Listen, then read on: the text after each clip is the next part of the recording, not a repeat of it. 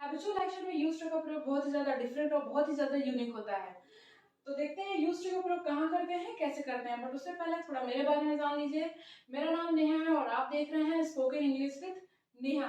अगर आप मेरे चैनल पे पहली बार आए हैं तो आपका बहुत बहुत स्वागत है। आज की क्लास बहुत ही ज्यादा इंटरेस्टिंग होने वाली है, पूरी वीडियो को एंड तक जरूर देखिएगा। तो आगे बढ़ते हैं। यहाँ पे आप देख रहे हैं कि दो स्ट्रक्चर्स लिखे हुए हैं। यूज टू में यूज टू का प्रयोग करने के लिए हम लोगों को दो स्ट्रक्चर्स फॉलो करने पड़ते हैं। एक स्ट्रक्चर ये रहा, दूसरा स्ट्रक्चर ये रहा। तो सबसे पहले हम लोग पहला स्ट्रक्चर देखेंगे और इस स्ट्रक्चर से रिलेटेड सेंटेंसेस देखेंगे कि कैसे सेंटेंसेस बनेंगे।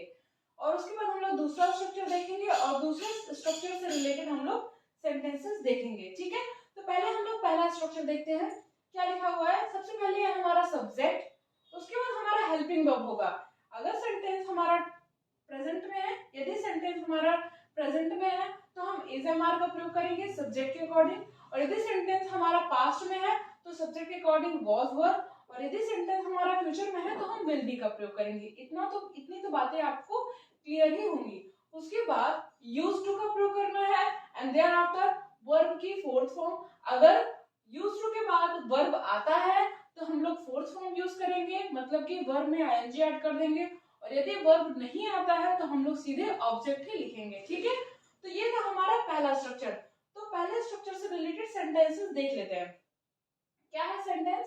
पहला आप देख रहे हैं, मेरी सवाल पूछने की आदत है। हैबिचुअल एक्शन से रिलेटेड मैंने दो वीडियोस ऑलरेडी अपलोड कर चुके हैं। एक पहला है इन द हैबिट ऑफ, दूसरा है अकस्टम्ड टू। अगर आपने मेरे को दोनों वीडियो नहीं देखी है तो उस वीडियो को देख लीजिएगा। तो मेरी सवाल पूछने की आदत है, मैं बता चुकी हूँ कि हैबिचुअल एक्शन में आदत शब्द जो होता है वो जुड़ा रहता है। चाहे आप इन द हैबिट ऑफ की बात करिए, चाहे आप अकस्टम्ड टू की बात करिए, चाहे आप यूज्ड टू की बात करिए, तीनों में आदत, आदि या फिर अभ्यस्त शब्द जो होगा वो जुड़ा रहेगा। तो आप देख रहे हैं यहाँ पे आदत शब्द जो है वो जुड़ा हुआ है। ठीक है, स्ट्रक्चर के अकॉर्डिंग हम लोग सेंटेंसेस बनाते हैं। क्या है? मेरी सवाल पूछने की आदत है। आई, मेरी का मतलब है मैं अपनी बात कर रही हूँ, मैं, आई एम। ठीक है, प्रेजेंट में हमारा सेंटेंस है, आई के साथ हम एम का प्रयोग करते हैं। ये सारी बेसिक जानकारी तो आपको होगी ही होगी। I am used to asking, पूछने का क्या होता है? आस्क। फोर्थ फॉर्म क्या हो जाएगी? Asking, asking question. I am used to asking question. बहुत इजी से बन गया, आपको समझ में आया होगा। नेक्स्ट देखते हैं, उसे पेंसिल से लिखने की आदत नहीं थी। ठीक है, उसे पेंसिल से लिखने की आदत नहीं थी। सेंटेंस हमारा पास्ट में है और आदत शब्द जुड़ा हुआ है, तो क्या हो जाएगा? ही वॉज नॉट, ही हमारा सिंगुलर सब्जेक्ट है, ही के साथ हम वॉज का प्रयोग करते हैं। He was not used to writing with pencil. Clear हो रहा है? आगे देखते हैं, क्या आपको कॉफी की आदत होगी? क्या आपको कॉफी की आदत होगी? यहाँ पे हमारा वर्ब नहीं है तो हम लोग सीधे ऑब्जेक्ट लिखेंगे। क्या हो जाएगा? विल यू बी, सेंटेंस हमारा फ्यूचर में है तो will you be used to coffee, will you be used to coffee. Clear है? नेक्स्ट है, तुमको इसकी आदत क्यों नहीं है? तुमको इसकी आदत क्यों नहीं है? प्रेजेंट में हमारा सेंटेंस एंड डबल इंट्रोगेटिव है। ठीक है, डब्ल्यू एच फैमिली का हमें प्रयोग करना है।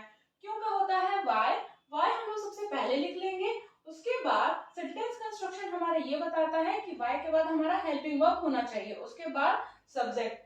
सो why are you not used to this, इसकी का मतलब भैया तो this, why are you not used to this. Clear है? नेक्स्ट है हमारा, मुझे समय पर पहुंचने की आदत है। मुझे समय पर पहुंचने की आदत है। आपको याद आ रहा होगा कि आप ऐसे सेंटेंसेस अपनी डेली लाइफ में बहुत ज्यादा इस्तेमाल करते हैं। अब आपको क्या करना है कि आप यूज्ड टू का प्रयोग जरूर करिएगा। आप अपने दिमाग में सेंटेंस जरूर बना लीजिएगा। सो मुझे समय पर पहुंचने की आदत है। I am used to reaching on time. Reach का मतलब होता है पहुंचना और रीच का फोर्थ फॉर्म होता है reaching. So reaching on time. Clear है? नेक्स्ट है, उसे झूठ बोलने की आदत नहीं होगी। सो ही won't be used to telling lie. won't be contraction का यूज आपको जरूर करना चाहिए, जैसे कि won't be, didn't, doesn't, haven't, hasn't। Contraction का यूज आपको जरूर करना है। इससे क्या होगा कि आपकी फ्लुएंसी बनेगी और साथ ही साथ आपके जो सेंटेंसेस होंगे वो काफी अट्रैक्टिव बनेंगे। ठीक है, सो he won't be टेलिंग लाई। इस स्ट्रक्चर से रिलेटेड जितने भी सेंटेंसेस थे वो मैंने आपको बता दिए हैं, आपको समझ में भी आ गया होगा। मैंने जैसे बताया यूज्ड टू से रिलेटेड हमारे दो स्ट्रक्चर बनते हैं।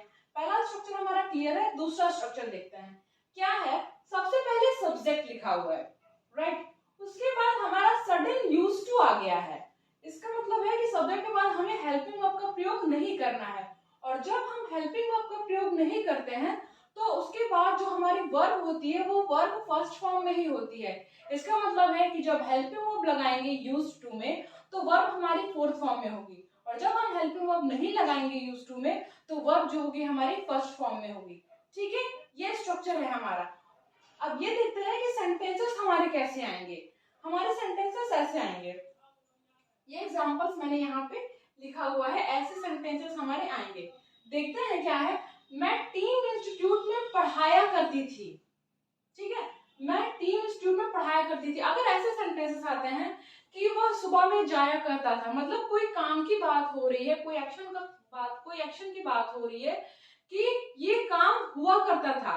ठीक है, एक और बात नोटिस करिएगा कि जो यूज्ड टू है, इसमें जो यूज्ड टू है वो हम लोग सिर्फ पास्ट में ही यूज करेंगे, मतलब कि हम लोग प्रेजेंट में नहीं यूज करेंगे। ठीक है, मैं टीम इंस्टीट्यूट में पढ़ाया करती थी, एक एक्शन की बात हो रही है जो मैं पहले कभी किया करती थी। ठीक है, तो आई यूज्ड टू, हमें हेल्पिंग वर्ब का प्रयोग नहीं करना है, ये हमारा स्ट्रक्चर कह रहा है। I used to teach in team institute. Clear है, I used to teach in team institute. Clear है। नेक्स्ट है, मैं उनसे नहीं बात किया करती थी। मैं उनसे नहीं बात किया करती थी। ठीक है, बात करने की बात हो रही है कि मैं कभी किया करती थी। I did not. एक बात और याद रखिएगा कि जब आप सिर्फ यूज्ड टू का प्रयोग करते हैं तो जो हमारा पास्ट इंडेफिनिट का जो रूल है वो हम लोग लगाएंगे। तो पास्ट इंडेफिनिट में हेल्पिंग हमारा क्या होता है, डिड होता है। तो निगेटिव सेंटेंस में हमें डिड नॉट का प्रयोग करना है, ये बात अपने दिमाग में आपको रखनी है।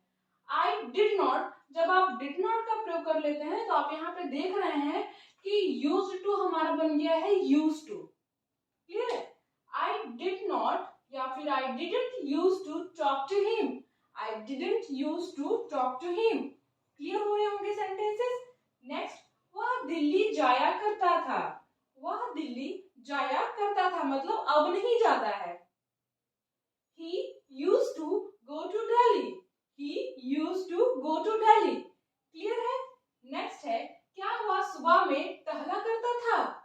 क्या वह सुबह में टहला करता था। ये हमारा इंटेरोगेटिव सेंटेंस है, पास्ट इंडेफिनिट, राइट। तो हमें डिड का प्रयोग करना है। Did he used to walk in the morning? Did he used to walk in the morning? जब हम हेल्पिंग वर्ब का प्रयोग कर लेते हैं तो वर्ब हमारा फर्स्ट फॉर्म में होता है, as I told you. So did he used to, हमें used to का प्रयोग नहीं करना है, used to का प्रयोग करना है। Did he used to walk in the morning? Clear है। नेक्स्ट, तुम ऐसा क्यों किया करते थे। इसमें भी किसी एक्शन को ही बता रहा है कि आप ये काम जो है वो किया करते थे, बट इसमें सवाल पूछ रहा है कि आप ऐसा क्यों किया करते थे।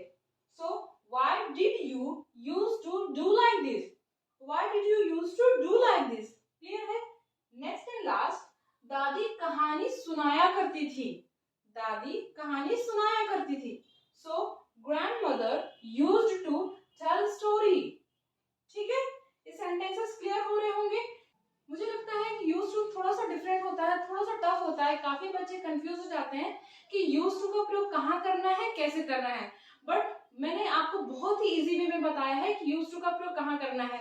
आपको ज्यादा कुछ सोचने समझने की जरूरत नहीं है, सिर्फ ये दो स्ट्रक्चर याद रखिए और ये सेंटेंसेस याद रखिए, ये एग्जांपल्स याद रखिए, आपका यूज्ड टू बहुत आराम से क्लियर हो गया होगा। अब अगर आप खुद से भी कुछ प्रैक्टिस कर लेते हैं तो आपका यूज्ड टू हमेशा के लिए क्लियर हो जाएगा, आपको कभी भी प्रॉब्लम नहीं होगी। तो ये था हमारा आज का सेशन। अगर आपको मेरी वीडियो अच्छी लगी हो तो मेरी वीडियो को लाइक जरूर कीजिएगा और मेरी वीडियो को शेयर जरूर कीजिएगा, और अगर आप मेरे चैनल पे नए हैं तो मेरे चैनल को सब्सक्राइब जरूर कीजिएगा।